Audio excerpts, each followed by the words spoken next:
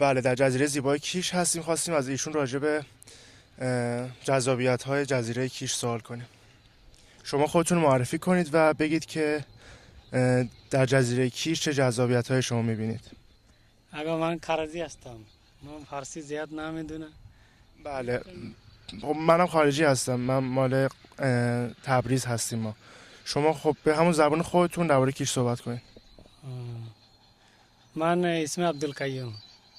من کار هرمز صنایع سوب. ببخشید، شما خودتون کار هستید؟ آره.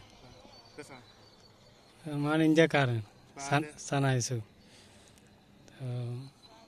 الان من رفتم الان پیکنیک اونجا. درست. توی کیش زندگی میکنی؟ آره، کیش زندگی میکنم. کیش.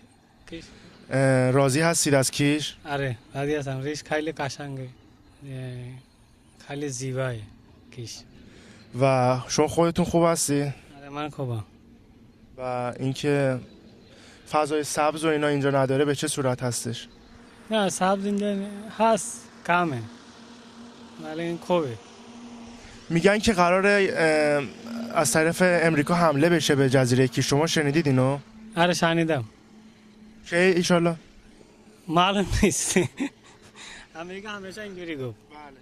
بله و ما متشکرم از شما یه باری خودتون معرفی کنید. من عبدالقیوم، اسم عبدالقیوم.